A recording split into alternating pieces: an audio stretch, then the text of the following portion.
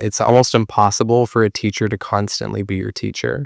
Eventually, that's why we kind of go back and forth. And I was really thinking about that today, about how it's important to understand that this journey is constantly the flexing of going back and forth between being a student and a teacher, and never thinking you're just one or the other, and really realizing that it doesn't matter if you have been in this realm for 6 weeks or 60 years, that everybody has something to teach.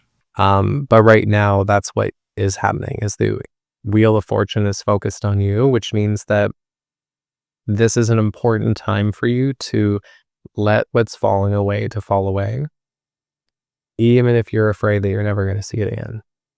And it's important because you need to let them fall away, because that's that trust of, I'm going to give up what makes me comfortable to step into what's going to make me thrive. Because we're leaving that survival mode and we're stepping into that thriving mode. And the Wheel of Fortune is basically here to realign you for wherever you've been off track.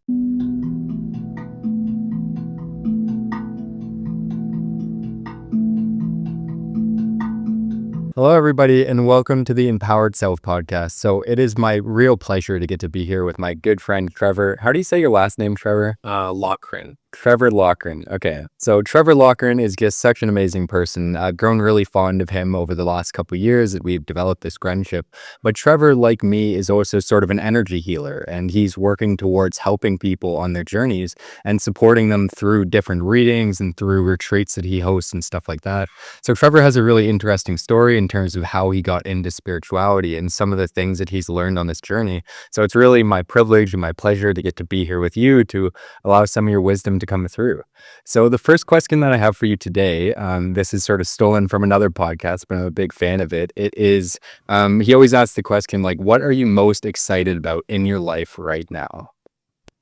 I think at the present moment in my life, I am most excited about the infinite possibilities that are before us. We're in a really transformative time. And I think as we go through the discomfort of evolution, which is the trials and obstacles and challenges that we face, and really start shedding the parts of ourselves that aren't who we're authentically meant to be, but we're a part of the conditioning and programming that we possessed, we actually become lighter and start stepping more into all of that we're meant to create, all of that we're meant to experience, and all that we're meant to feel. And so I think that's what I mean by that infinite possibility of what's out there for us. Because for myself, I've recently started seeing and feeling things and witnessing things that if you asked me like 10 years ago if I ever thought I would be doing those things, it was like a distant dream. And like now it's already in the rear view mirror and I'm like looking at what's next. So yeah, the infinite possibilities. Yeah, that's a wonderful answer. I think a lot of people have a difficult time perceiving the infinite because a lot of times our life does feel pretty mundane and we feel pretty entrapped by the programs. But like, how have you been able to overcome some of that program to step more into the infinite? I think one of the biggest things for me is that it's really about embracing and embodying both the combination of divine masculine, which is all about like action, moving forward, creating things, and the divine feminine, which is about letting go, surrendering, trusting, and allowing yourself to receive and allowing things to go. And so I've been on a journey for my whole entire life and will continue to be. But I would say in the last couple of years, I've really been on the journey of learning how to surrender. I am a OCD control perfectionist in my part-time. And I've really wanted to let go of the need to want to control the outcome and know what's going to happen and know exactly that the event or the holiday that I'm planning or the dinner party that I'm having is going to go exactly how I want it to be. And I just started allowing things to be what they are. And I think that's where I fell into discomfort.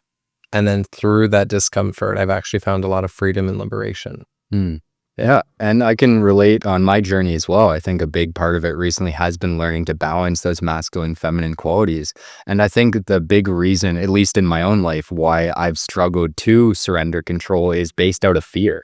And I think, like a lot of our society, has been not a very safe place for authentic expression for a very long time. And so that's sort of like suppressed our willingness or our ability to be ourselves. But the more I've stepped into a place of trust and faith, the more I've seen that it is possible to surrender control. And when you do, oftentimes things end up being better than you ever could have possibly expected. So yeah, it is about finding that proper balance. But what I want to say next is like, how did you get involved in spirituality? When did you first know you were an energy healer? And do you have any sort of experiences from when you were a kid that really illuminated that you were on a different path than maybe others? Yeah, I think my entire life, like I always felt like I have three brothers and one sister. So when you grow up in a big family, there's a lot of energy. But I was like the only one in my family that operated in a specific capacity. Like I remember I used to talk to the trees when I was a kid. I used to talk to the weather. I used to think I could control the weather. And there was like a lot of different things that I would do in my alone time, especially when I would spend time outdoors. Um, and I was always really into like watching like Lord of the Rings and Harry Potter, and anything like mystical or interesting in any capacity in that realm was something that really fascinated me. And not in a way where I just thought it was cool, but it was almost like I remembered it. Like I remembered being there during that time. I remember those things being real. And so as a kid, you just think that you're living in like a fantasy land and like dreaming about things.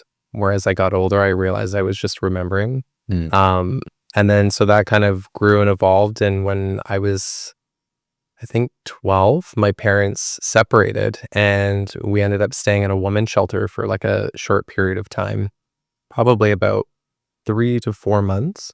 And I remember going to high school in grade 10 or grade 9 every day from this shelter. But while we were living there, my mom became really good friends with this woman named Judy. And Judy was a medium, is a medium.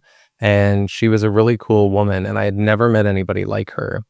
Very witchy, very like unique, and had a very unique way of expressing herself. And so my mom and her became really good friends, and like I could not get enough of her. Like I would be over at her house every chance that I could. And once we were both out of the women's shelter, we actually lived like around the corner from one another. And so it was very, very cool to like spend time with her. She had cards. She read these like stick things that she would shake. She had like a pendulum and like one of those wheels that has all the images on it. And so I would spend a lot of time with her, and she'd like read my cards and tell me information. She used to like take pieces of jewelry or like things that I would wear and like read the energy from them. She taught me how to like read candles and like the meanings of animals. So I really got an opportunity to learn to see the world from a very different perspective at a younger age than I think most people do. And so it was really nice to have that. And so she actually was the one who told me that I had gifts when I was very young, and encouraged me to like buy my first deck of oracle cards. So I actually went from Goderich, Ontario to Bayfield with her to like a little bookshop, and I bought Healing with the Angels when I was like 12. So I actually started reading cards when I was 12 for like myself and my family and my friends. And then over the years, I would like buy other decks of cards that resonated with me. And then I kind of always had that like affinity towards constantly exploring the unknown or the undiscovered.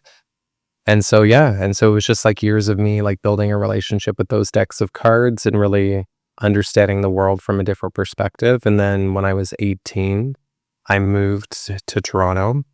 I just moved there because my soul was telling me I had to go.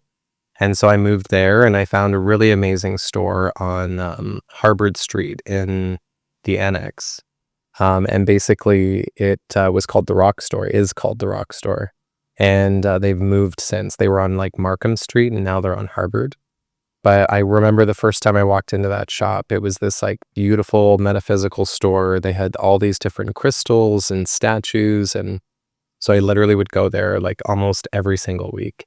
And I would buy different crystals, different pendants, different bracelets. And so that's kind of where I started working with crystals and like understanding their energies and how like wearing different crystals affects my energy by aligning to the frequency of those crystals. Um, and then I remember I was in the shop one day and the woman said to me, Desley, she was like, Trevor, you're in here all the time. She's like, how come you've never gone for any of our treatments? And I literally looked at her and I was like, I have no idea. Like, I don't have any idea. Like, I don't know why I didn't register that that was something that I would do. And so she recommended me to do like Reiki with Qigong. And she's like one of the practitioners of it. And so I remember I like booked the session and I went for the session. And I remember laying on the table and she started doing the treatment. And I felt this like surge of energy go through my entire body. And I had this like perma smile on my face where I like literally was like, oh my God, I'm embarrassed that I'm smiling this much. And at the end of the session, she's like, oh, so you've had Reiki before? And I was like, no, like this is my first time experiencing anything like this. And yeah, so she ended up saying, she's like, you should become a practitioner. She's like, you're very receptive to the energy. And she's like, and it's important for a practitioner to be receptive. And so that was kind of like where the first seed had been planted. And then I went for Reiki sessions like every single month. And every time I would go, it wouldn't matter which practitioner I would be with, they would say the same thing to me. And after about 3 years of that, I finally was like, okay, God, I get the hint. I should probably become a Reiki practitioner. And so I did. I actually, when I was 23, became a Reiki practitioner, started my training, and I did that through the Rock Store. And through Reiki, that kind of became the unpacking and the next phase of my evolution.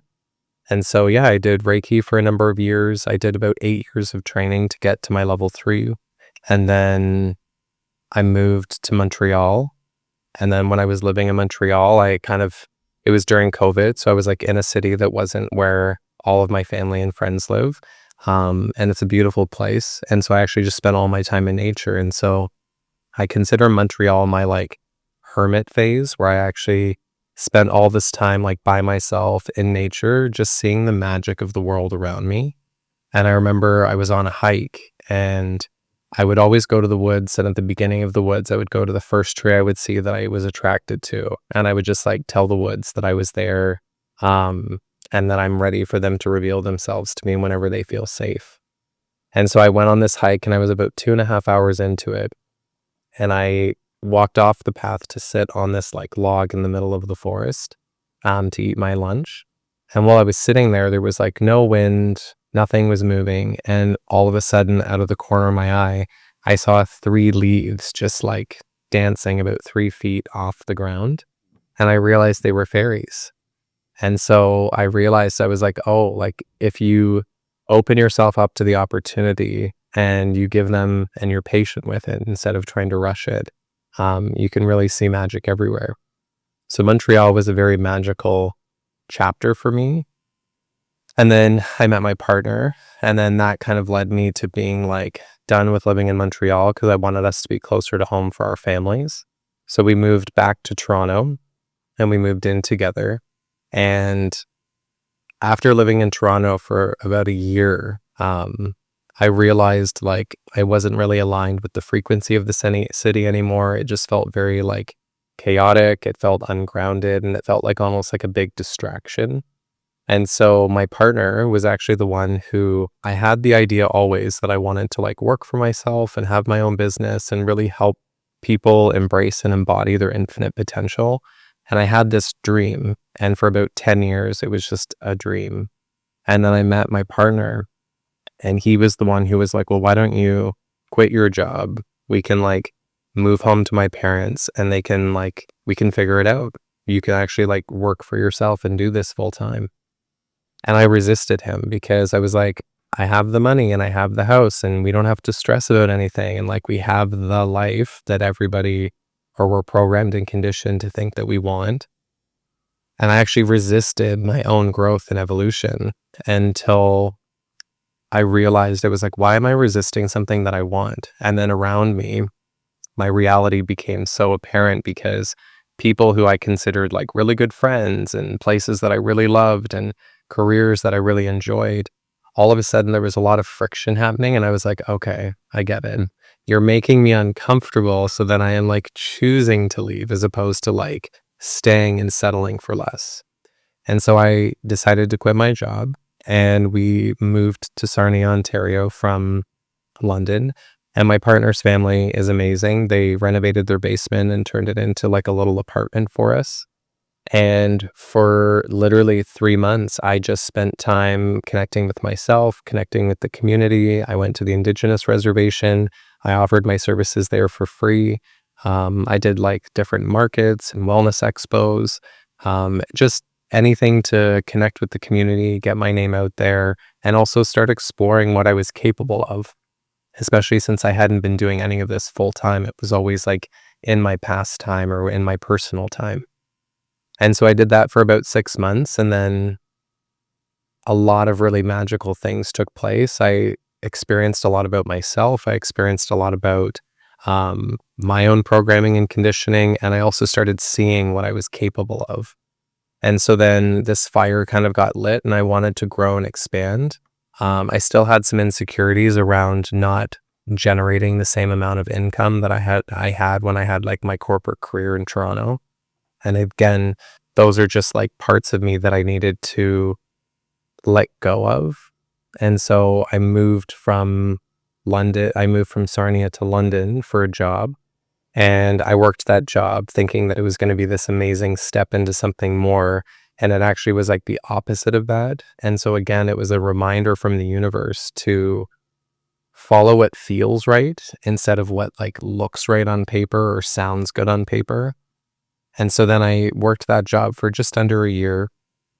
And then I found a job that really resonated with me.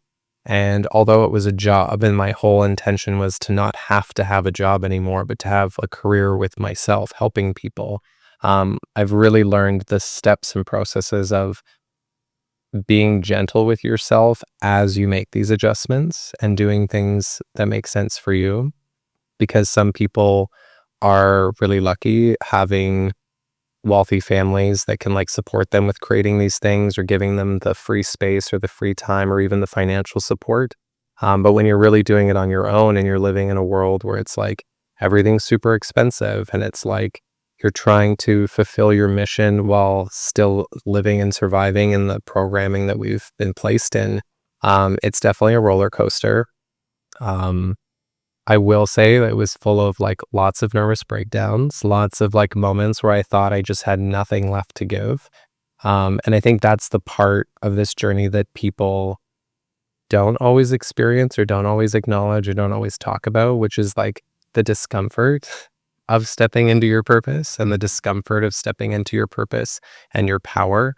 Um, because you literally have to like shed all of the things that aren't you, and you realize how much of what you think is you isn't even you. And so as I was going through that shedding, that's when a lot of my gifts started like coming online in like full force, where I could like, my intuition was a lot stronger.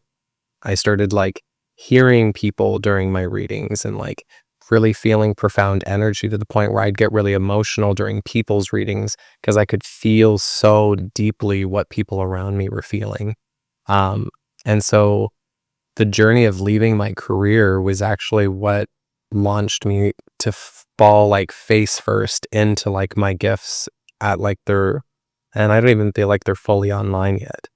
And it's been 3 years of this, of just exploring and discovering how to like open my chakras and push energy outwards, and that like we don't have to battle things, and just the knowingness that we can have and like really trusting ourselves. And I think that's what a big part of it is like realizing you don't have to explain everything. Not everything needs a scientific explanation. Sometimes you just know, or sometimes you just feel. And so that's kind of the journey of where I've been at now. And so then I used a lot of that energy to um, step fully into my purpose. And so I was doing a lot of one-on-one sessions with clients, helping them with like spiritual counseling, doing readings with like cards and things like that. And then that also was like linked to me helping people with Reiki. But then even like my Reiki evolved. Like I don't just do Reiki now. Like I do Reiki with energy healing, because energy healing and Reiki to me are not the same thing. Reiki is its own thing. And then energy healing is something that are like gifts that I possess that I came here with, that I just remembered. And so my spirit teams and my spirit guides and God have like really revealed to me through in like a progression of stages, things that I'm capable of doing that I had no idea how to do previously and that I didn't learn from somebody. Just things that they were like, do this. And I'm like, I don't know how to do that. And then you just figure it out and you just trust yourself. And so I've had a lot of really beautiful moments with clients where even sometimes I'm in disbelief at what's taking place in front of me and what I'm getting to be a witness to. And it's really beautiful because it's like getting to know yourself in a completely different capacity. And so, yeah, that's kind of been the journey from 12-year-old and younger Trevor till now. Wow. Well, thank you so much for sharing and, diving so as deeply as you did and doing a real like honest soul search with yourself just now. So I just really want to honor you for being willing to share your story on such an intimate and deep way. And there's so many different ways I could take it. I think there were lots of different points that will resonate with the viewers at home. Like from the resonating with all of these archetypal hero stories, because it awakens the hero within us to be the person who's willing to make change in our society. And he also talked about like reading the energy of jewelry, where it's like I've been in a Reiki session before with my healer, and she literally like felt this dark energy coming off my bracelet, and it was the energy of the person who gave it to me still in my auric field. And when we removed the bracelet, all of that sort of negativity went away. So what I'll encourage everybody at home is like, so many of these things are maybe hard to accept in the beginning, that this metaphysical reality is real and there are potentially fairies out there and we can connect to nature and we are being guided. A lot of us have a difficult time believing this until you have enough experiential evidence to show you that these types of things are true. So yeah, that's just my little snippet of reflection back to you. But what I want to ask you next is, I think there are a lot of people now who are realizing they are maybe more gifted and they do have these capacities to feel empathy on a deep level. And so what encouragement would you have to people who know they have these gifts and they know that they're ready to put themselves out there on a deeper level, but maybe they're scared to? They're scared to live their purpose. They're scared to be the light worker that they came here to be, and they're scared of what their family might think of them. So what encouragement would you have to motivate people to acknowledge their gifts and to share them with the world? I think the biggest thing when it comes to our gifts and what we're here to do, is you have to connect with you first. And that's why, like, I really believe that a spiritual journey and like our journey of remembering is like a independent journey at the beginning, and then it becomes communal because you kind of have to explore yourself first to understand you in the comforts of yourself. And then you can connect with the hierophants or the teachers, the people who are going to help you see things or know things or understand things in a deeper capacity, but also push you to go further, because there always comes a point in every relationship with the student and teacher where the student will surpass the teacher, because every generation of healer, every generation of energy has deeper and more things to offer and more things to become. And that's why it's almost impossible for a teacher to constantly be your teacher. Eventually, that's why we kind of go back and forth. And I was really thinking about that today, about how it's important to understand that this journey is constantly the flexing of going back and forth between being a student and a teacher, and never thinking you're just one or the other, and really realizing that it doesn't matter if you have been in this realm for 6 weeks or 60 years, that everybody has something to teach and that there's not just like one way. And I think that's one of the biggest things that I learned really young in going into like any type of spiritual journey is there isn't one right way to do something. So I remember people used to be like, this is how you do an intention ceremony, and this is how you read cards, and this is how you do this. And then I realized, I'm like, no, that's the way you do it, boo. Hmm. And so it's about realizing that you can be inspired by people and you can look to other outside sources for like information or guidance or insight. but it's about taking that information and insight and guidance, breaking it down and understanding what works for you. And so I see this a lot with a lot of my clients where there's people who will like come to me to have like a reading and it'll be their very first reading and their gifts come up in the reading and I'll say to them, "Oh, like are you aware of your gifts?" And I think sometimes people think of gifts in such a linear way where it's like, "Oh, like do you see dead people?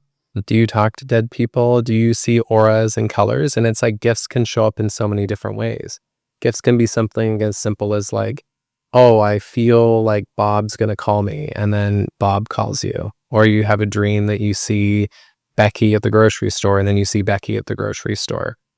Those are all little signs of the awakening or the awareness of a gift, which is something is trying to prepare you and give you information to make your day or your opportunities or your situations a little bit more seamless. And in the beginning, they may start as really simple things like seeing Becky at the grocery store. But then down the road, it evolves into, well, what message do you have for Becky when you ran into her at the grocery store? And like, what message do you have for Bob when he calls you? And that's kind of the evolution of your gifts, which is they start out by seeing like these weird moments or these synchronistic moments. And then they turn out to be, once you start learning how to read and decipher what's taking place around you, that's when you can start taking a little bit more action on stepping into your purpose, which is how can I wield my gift? How can I wield what they've provided me to help those around me? Does that make sense? Yeah, totally. And I think it is one of those things where the more you get to know yourself, the more you see how your individual gifts work. And I'm somebody who my gift is more feeling based. So for the longest time, I sort of repressed my ability to feel my gifts because I wanted them to come in a visual way, or I wanted to literally hear the voice of my guides as opposed to like feel myself being pulled in a specific direction, or maybe feeling like a different temperature on my body, like trying to elicit me to do a specific action or something like that. So I think like realizing that the more that you just like openly accept the gifts that you have as opposed to trying to develop ones that you don't have, the more they start coming online and the more trust you have in yourself. And the more you can trust yourself, the more you can be guided to a more purpose-filled and happy and healthy life. Because I think at the end of the day, that's the real benefit of following your purpose is, for me, in my case, I know that if I was to work a regular job, like it wouldn't provide me with the same fulfillment as being this sort of light worker helping people in the way that I am. So your dharma goes hand in hand with your happiness, and only through following that path will you find the fulfillment in life that you're after. So Yeah. And I think something that's important to also acknowledge is um, the environments that people are in really depict how seamless or how much tension there is on that path of like discovering your abilities and understanding them. If you live in a home where you're encouraged or um, where you're encouraged to be sensitive and you're encouraged to express yourself and you're encouraged to um, explain or talk about things that maybe people don't even understand versus environments where people might not be so open to your sensitivities, or why are you crying, why are you upset, what's going on over here, like you have no reason to be feeling the things you're feeling. So it just depends on the environment, depends on your parents, it depends on the culture that you grow up in. All of those things are very influential. And so like I even know for myself, like for a certain point in my life in my like early 20s, I would for a period of time was like, I feel like I'm bipolar. Like I was like, I don't understand how I can like be completely fine and then like I'll be really pissed off or I'll be really excited or I'll feel this or I'll feel that. And then that's when I realized I was like I had to actually decipher that what I was feeling that wasn't even mine. And then as an empath, I was feeling what people around me are feeling. And I think a lot of times kids, especially with gifts, are like considered like problem kids or kids that need to be medicated as well. Because I actually just had a client where there's a lot of like things going on with their child, and the first answer was like medication. mm, And I was like, well, like, do we understand what ADD is? ADD on one spectrum is a certain thing from what society says it is, but ADD is basically I know how to process things faster than most people. And so ADD is actually like a gift and a sign of a special child, of a sensitive child, of somebody who has gifts. And instead of medicating them, it's like, how can we put them into an environment that will help them learn how to embrace that gift and learn how to embody that gift? And I think that's what ties back into your environments really depict how seamless the journey of remembering who you are is, because not everybody's benefited by having like a very nurturing, understanding, supportive environment for things that they don't understand. And so it was really nice to see that this client almost felt this like sigh of relief of like, no, you don't have to just medicate and put your kid in therapy and like hope for the best. You can actually take them to a yoga class with you, take them to a sound bath with you, sign them up for a Reiki treatment, take them to a crystal shop and see what they feel called to get. And like allow them to explore themselves in a way that maybe you didn't think was appropriate for like a 10-year-old, but that's up for them to decide what resonates with them. And you can say, let's try this, and then let them tell you how it made them feel. And if that's something that they feel called to do, bring that in. So I think that's a big thing I would say for parents is it's really important to make sure that if you don't understand something, don't just think that there's only one way to navigate through it, but there's so many things. Because if I had parents that thought my ADD was like off the rails, which it probably was, I could have just been another medicated kid out there Mm-hmm. that's just even tone, numbed out, and just like doing the A to B. But I didn't have that. And so I was actually like given the space and the grace by my family to be myself despite how wild I was as a kid and despite how wild I was as a teenager. And I think those are a big part of why I was able to get here was because it was like unfiltered and uninterrupted in certain ways. Mm-hmm. Wow, that's Yeah. pretty awesome. I definitely agree, and I think that like another thing that's important to talk about ADD maybe is that these kids are really just open energetically, and so all this energy that they have that keeps their mind going is because they're so sensitive to energy and because they have so much source energy coming through them that fuels the creations that they're here to make. So if you can harness that energy and teach them how to navigate this hyperactive energy that they have, you can really help them to manifest amazing things in their life quite quickly. And it can actually be a superpower if you use it in the right way. And if we accept these things and look at them more openly, as opposed to like putting them in a box and classifying it as a specific thing based off of past programming. But the other thing I want to say is like oftentimes when it comes to like empathy, we realize that there are these sort of archetypal cycles that we're all a part of, and we're all going through similar learnings at the same time. So what's something that you've learned on your journey that's been really useful for you? What's some of the internal work that you've been doing recently Around empathy, around anything? Yeah. um, I think empathy is like a huge word that comes into my mind. Something that I've been really focused on recently is about being authentic from a place of love and compassion. And an example that I really love to give is, let's say you and I are friends and you've been going through, let's say, so you and I are friends, and let's say you are going through some things in your personal life and you're feeling really overwhelmed and there's lots of things happening in different arenas. And I'm showing up for you and I'm trying to like provide space to you and support and giving you a place where you can vent and decompress. And then all of a sudden I start going through things in my personal life, but then I don't really feel like I'm getting the same level of support from you.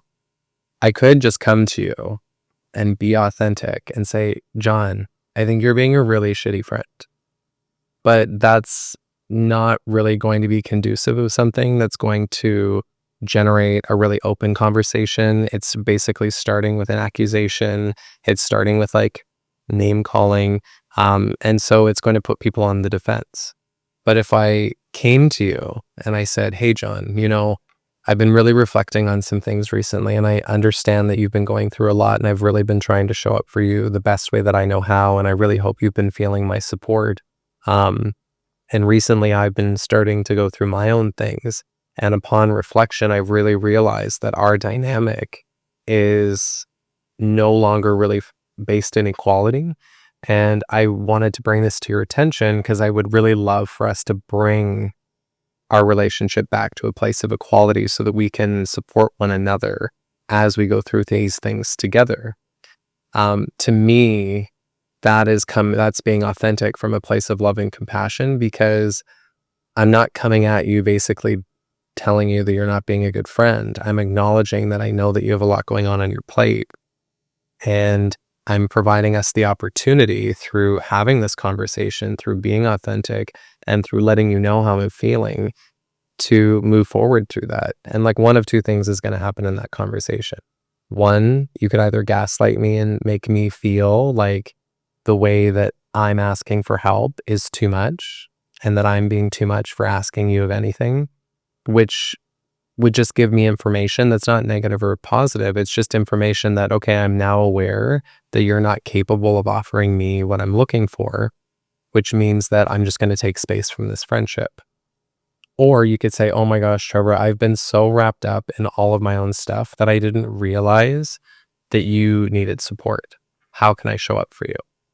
And I think that's where, if you really embody authenticity from a place of love and compassion, you can have really uncomfortable conversations that don't need to feel uncomfortable if you're doing it by understanding where the person is at, sharing how you're feeling about that, and letting them know what is going to take place if nothing changes, which is setting boundaries, right? So I would say that would be one of the biggest things that I've been really focusing on. And then I think on another side of that, I really think that embodying empathy for ourselves is really important, because we're always our own worst critics. We always like beat up on ourselves harder than I think anybody else does.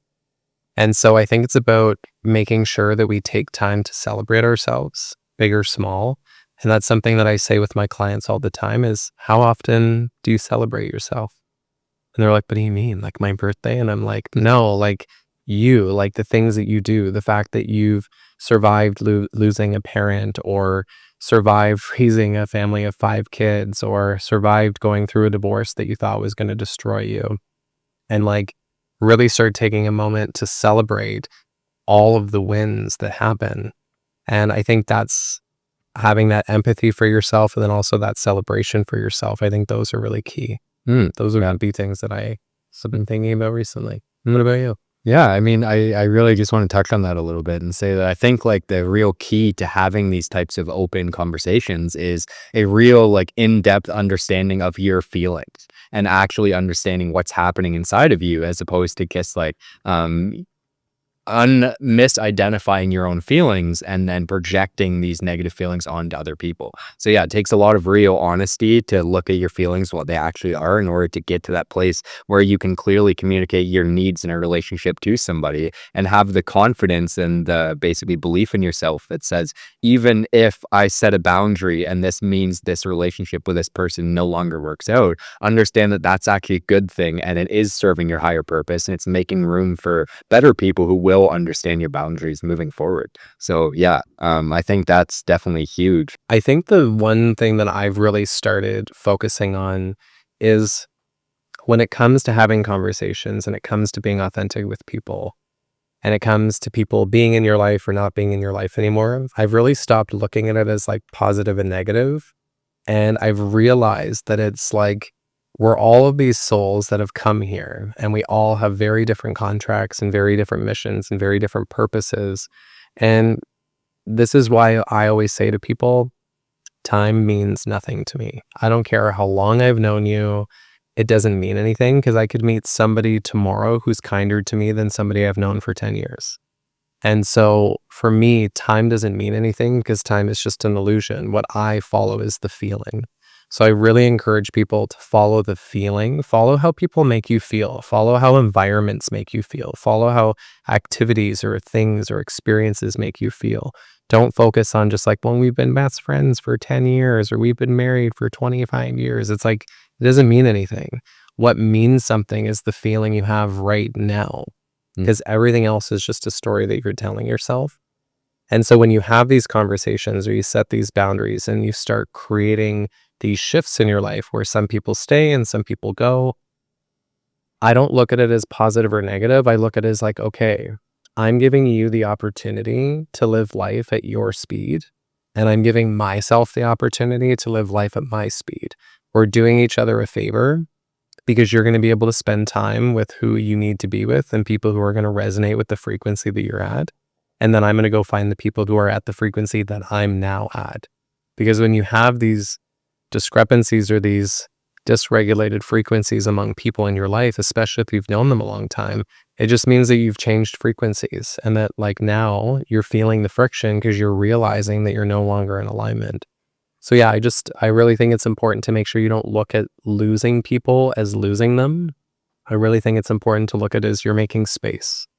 And every time we lose a job or lose a friendship or lose a partner, in whatever capacity, it's the universe making space for more of what's authentically meant for us to show up.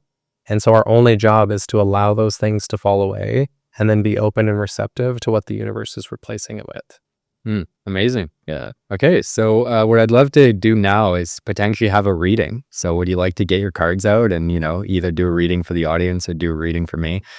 I mean, you've been doing this since you were 12 years old. So how could we not want to, see some of that vast experience that you have in this dimension of reality? So Totally. Well, you know what? Let's do the reading for you. yeah, I mean, I'm open. Since you invited me to be here, let's see. Allow me to be the scapegoat for the audience. Right? Whatever comes up. I'm open to it. So what I always like to share in every reading is that I'm not here to tell you your future, read you your fortune. Basically what I'm here to do is read your energy. I always connect with my team and your team and ask them to share with me what's most beneficial for you to hear at this present moment on your journey. So if you're like, because sometimes it'll happen where people like want to know about their job and it ends up being about their life or their marriage or their kids or whatever. And it's because I always ask God to tell me what's most important for you at this present moment. So I will give these to you. You can give the cards a shuffle like this for as long as feels right for you. You can ask about anything that you want, something specific, multiple things. If there's nothing in particular, you can just give them a shuffle. Whenever you feel like you're done shuffling, and set them down, and I'm going to get connected. Awesome.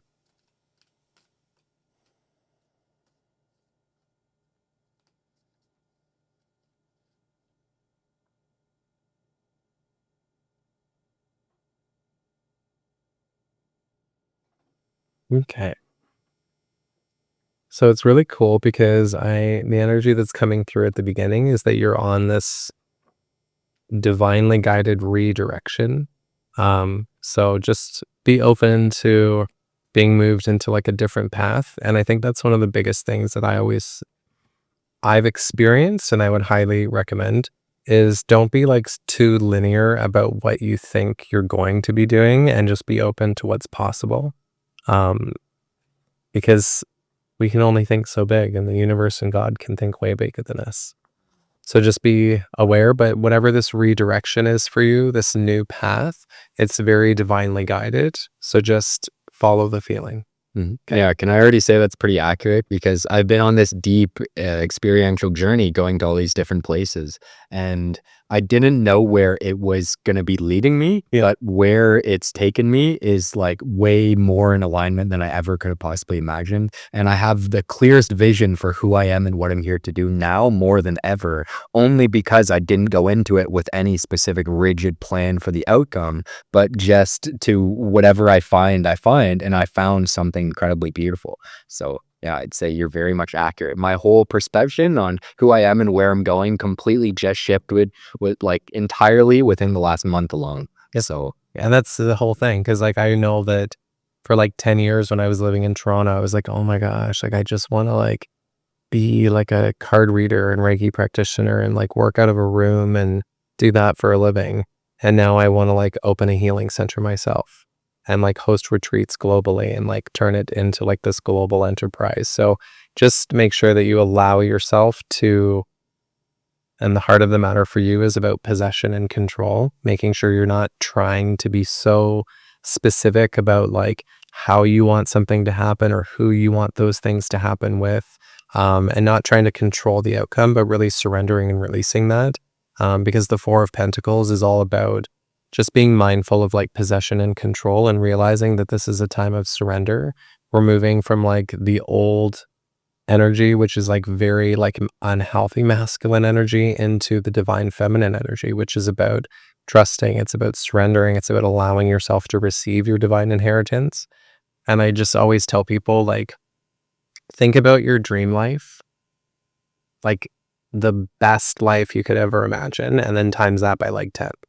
And then you might be somewhere close to what's possible for you. So just know that that surrender of possession and control and like needing to facilitate or understand how things are going to happen, when you let go of that, that's what's going to really bring in that like growth and transformation, which is the Two of Pentacles that you have here. This is about balance. It's about change. And it's about allowing yourself to have a lot more balance in your life. And I know since I met you, something that you were kind of like that's come up for you is that like partner in your life, right? And so even realizing that right now you're on this like independent journey, but sometimes meeting a partner is that next step to launch you into like a whole other chapter that you weren't aware of, because meeting my partner is what propelled me into stepping into where I am now. So there's lots of cool and magical things coming down the pike for you. Love that. And this is all happening because the Wheel of Fortune is focused on you. And the Wheel of Fortune is not some like big scary thing. It's basically God and the universe is like, all right, now we're working on John. And sometimes you can go weeks, you can go months, you can go years without feeling the presence of like, things are happening for me, things are happening around me. But right now, that's what is happening, is the Wheel of Fortune is focused on you, which means that this is an important time for you to let what's falling away to fall away, even if you're afraid that you're never going to see it again. And it's important because you need to let them fall away, because that's that trust of, I'm going to give up what makes me comfortable to step into what's going to make me thrive. Because we're leaving that survival mode and we're stepping into that thriving mode. And the Wheel of Fortune is basically here to realign you for wherever you've been off track in whatever arenas or parts of your life. So just allow those realignments to take place, even if they're uncomfortable. Mm.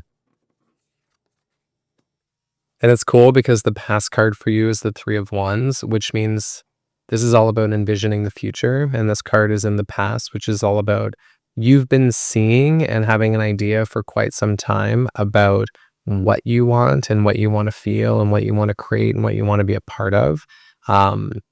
Which means that if you can envision it, you can do it.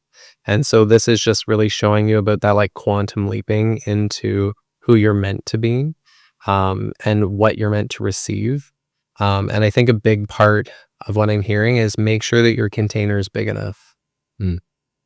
And what I mean by that is, if I said to you, I would like 8 liters of water, put it in this, we wouldn't be able to. It would be impossible. We would waste a lot of water.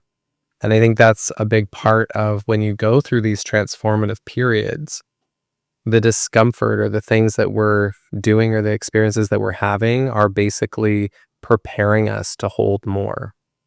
And so the more you can trust, the more you can surrender, the more you're capable of holding, because you're not fearful, which is a low frequency energy. You are hopeful, you are trusting, you believe and have faith that more is coming to you. Mm. So just know that like the things that you envision are possible, but they're going to probably be bigger than what you are capable of envisioning. Mm. Wow. And this is really interesting. So the goal for you is it's time to pack your bags and move on. Mm. This card is all about how like nothing, this card to me, because cups are all about emotional fulfillment.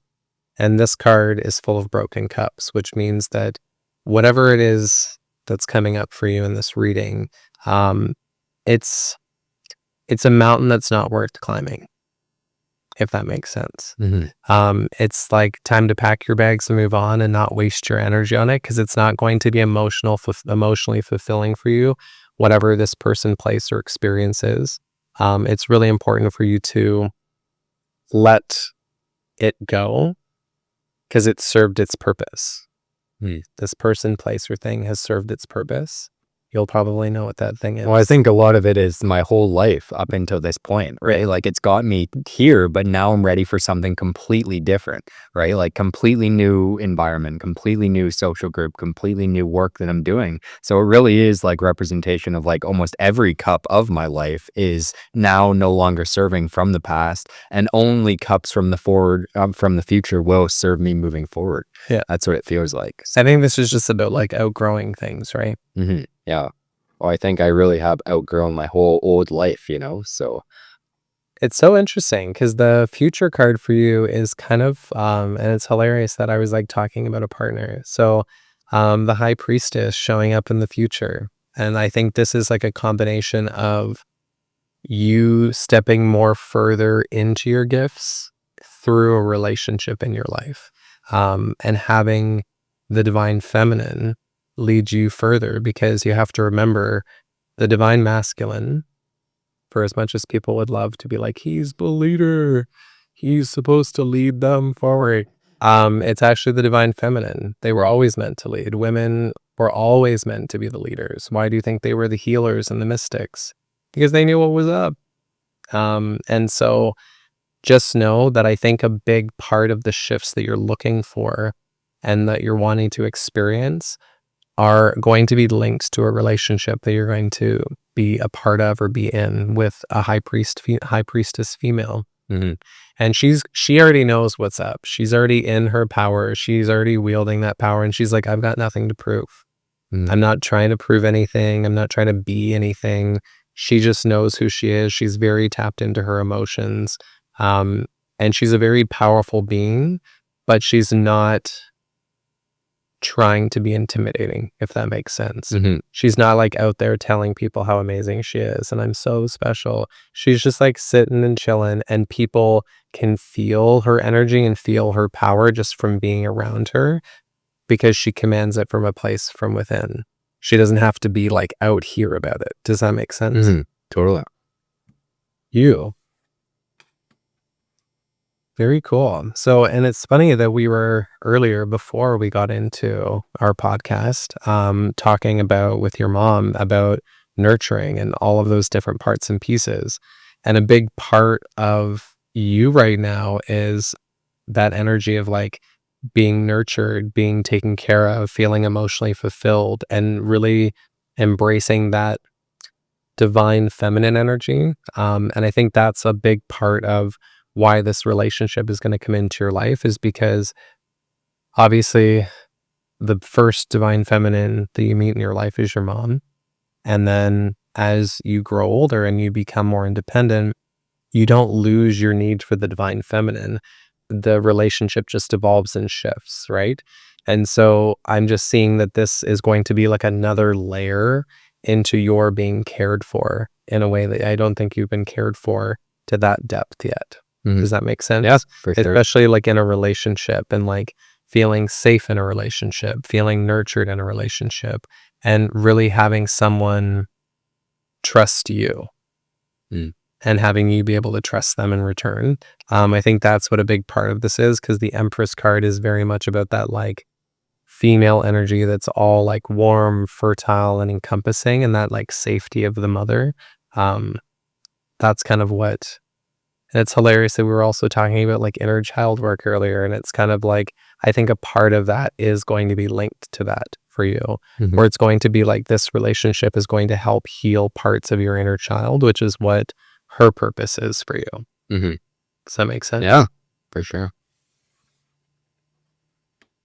So much energy. So lots of really like divine feminine energy happening in your reading. So the really cool thing is that there you're going to have like an external person in your life coming, either already is here or going to be coming in. This person is going to be like, again, very in flow, very emotionally fulfilled, very much standing in their power. They're going to be very psychic. So they're going to have like a very strong knowingness. And this is going to be somebody who's going to be coming in and helping you navigate this journey. And I'm going to see this as somebody who, because to me, this is like a partner in your life. To me, this is going to be like a soul mother, if that makes sense. Because we have like our actual moms, but like, you know, whenever you've met like an older woman, but you just feel like a really cool connection with her. Like my friend, like Michelle, as an example. Like to me, when I met Michelle, like I loved her vibe. And I was like, and I knew I loved her vibe. And I saw her waiting in line at Lululemon. And then we just met and talked. And then now she's become one of my best friends. Um, but yeah, so I'm really saying that you're going to have like, I'm going to say somebody who's like a more mature woman coming in to support you on this like journey of you realigning your life, stepping into these like higher purposes, and really supporting you as like an external guide helping you. So really let women help you. Let women support you, That sounds good to me. right? Yeah. Hilarious. Hopes and fears. And it's really cool because it's funny that this is your hopes and fears card, because this card is all about having a happy, healthy home. So it's funny that it's a fear of yours of like, is it going to happen? Will I have this like abundant, safe, secure nest where I can like have my family? Or won't I? And I think a part of you wants it, and a part of you like doesn't know what you would do with it if you were given it. And I think that's why you're going to have these women coming into your life, because both of these women are going to play a really big role in showing you about the divine feminine. Does that make sense? And it doesn't mean that like people in your life presently aren't capable of that. It just means that there's new people coming in, new characters in the play that are coming in to teach you new things, to take you to like another level of understanding.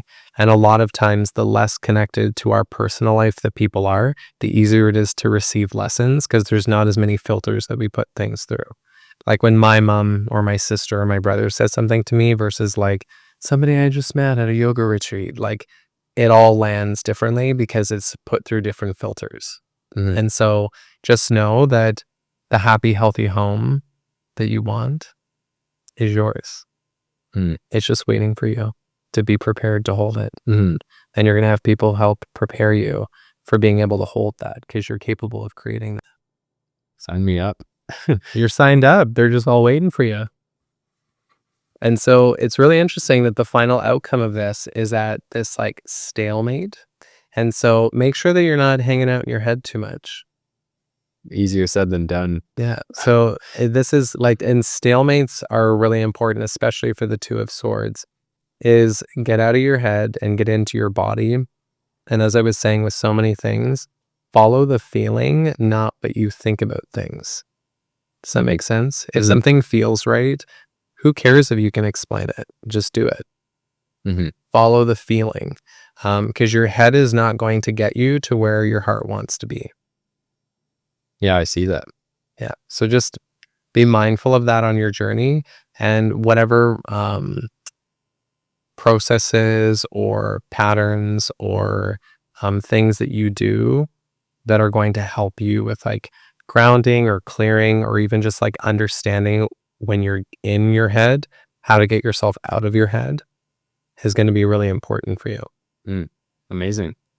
And for those of you at home who are watching this, I just want it to be known that this is like my third or fourth reading with Trevor now. And I can say that it has been a storyline, and a lot of what has come through previous readings has been incredibly relevant and very much taken place in my life. So it's really nice that I get to share this with all of you, and you can see a little demo of the amazing gifts that this man has to offer the world. And thank you so much for doing this. Yeah, and I just want to sort of end a little bit by saying, like, what's next for you? How can people work with you, and what offerings do you have, so that, you know, anybody who's interested in working with you more, learning from you more, how can they go about finding you and working with you? Yeah. So obviously, like if people are clients and they want to work with me one-on-one, I travel to people's homes if that's more comfortable for them. I also host and have like a treatment space in my own home. So whether people want to be hosted to get out of their chaotic homes or their busy lives, or they want me to come to their space for convenience and comfort, I do that. I also host a lot of like workshops and retreats, which I advertise on my Instagram. I also like have friends and family members posted on Facebook. So whenever I host those, I usually advertise them for about a month. So that way people can have the opportunity to see it, see if it aligns with their schedules, and also if they resonate with the message of the retreat. The other thing that I've been doing a lot recently is I've been doing a lot of like parties. So, um, I just did one on Saturday where it was like a girlfriend's birthday, and her friends like hired me to come and do readings for all of them at their space. So those would be like the services that I offer. I know the biggest thing for me going forward is I really want to collaborate with other healers and practitioners, both for my own healing and also to discover who I want to work with, because the goals that I have for myself are pretty big. And I realize that a part of my purpose is connecting people and bringing people together. And I really want to open a facility that other healers and practitioners can call home. So that way we can work together to do multidimensional healing to not only heal the collective, but to work together to become leaders and creators of this new earth. Mm.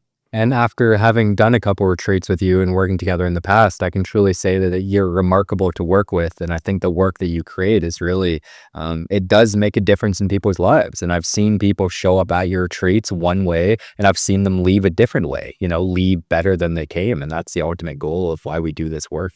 So, yeah, anybody who is interested, I definitely can't recommend working with this man enough because he really is incredible at what he does. And I just want to leave it open for you. Is there anything else that you feel like sharing towards just to conclude this little container and portal that we entered into? So, Yeah. I have to say that I wanted to take a moment to acknowledge our way of how this all came to fruition. And it was basically last summer. I was hosting the retreat in Erio, and I think you knew Mia Bricker. And so you had actually messaged me and you were just like, hey, I'd love to come to the retreat. And so we kind of worked out that you would like offer like a sound bath and come to the retreat. And then I would take care of like providing you a space to stay and the food and everything like that. And that is a perfect example of the trust that I'm talking about. You were somebody I'd never met. I didn't know you. There was no resume. There was no reference checks. You messaged me, and my heart told me that whoever you were, you needed to be there. And what I realized and saw from you on that exact moment was you were like, I've never done a retreat before. I've never done an event like this before, but you were so natural at it. And you played 100 different instruments. It felt like I felt like every time I like moved, you were playing something new, and it was just so beautiful and so incredible. And I think that's a perfect example of really trust the feeling, because that feeling is what brought us to working on 2 separate retreats, which help provide you the opportunity to build your network with people, build your confidence in your own skills. It helped us build relationships. We're now sitting here doing a podcast, which was only possible because of that initial moment of trust. And I wanted to also thank you personally, because the last retreat we did when we went up to Muskoka, I actually got so emotional when we did the breath work and then we did the dancing. Was it breath work and then dancing? a little Or bit was of it dancing and then breath breath work. work? Yeah. I remember when we were like dancing with our blindfolds on, I actually got so emotional and was like crying because it was almost like being so liberated and so free that I was like as happy as like a little kid is when they're just like playing outside in the mud with their toys or whatever it is. Like that was like such an amazing thing. And like I was only able to experience that because you were there. So I really would love to just wrap it up by saying thank you to you for all of the gifts that you have, all of the talent that you exude, and the fact that we both just trust one another and all the beautiful things we've been able to create by doing that. Amazing. Yeah, thank you so much. I'm definitely happy to receive that. And the encouragement I'll say to everyone else as well is that the time of the lone light worker really is over. And the more that we can come together and support each other and not do this alone, the more beautiful things that we can create. So if you're out there and you are on this path and you are feeling more lonesome, I encourage you to reach out to people, connect with them, have local gatherings. We need to bring our light together, and we need to create these communities to support each other on this difficult journey. The more we can do that, the more beautiful things can take place, like this whole thing that we just created. So that's my encouragement for you. Truly, thank you all so much for watching. It's been a real pleasure. I can already tell Trevor's going to be coming back again to do another one of these in the future, just because I want more readings, obviously. 100%. No, yeah, thank you so much for all as you are and all that you do. And thank you all. Well, it's been wonderful. We'll see you next time. Bye, cuties. All right.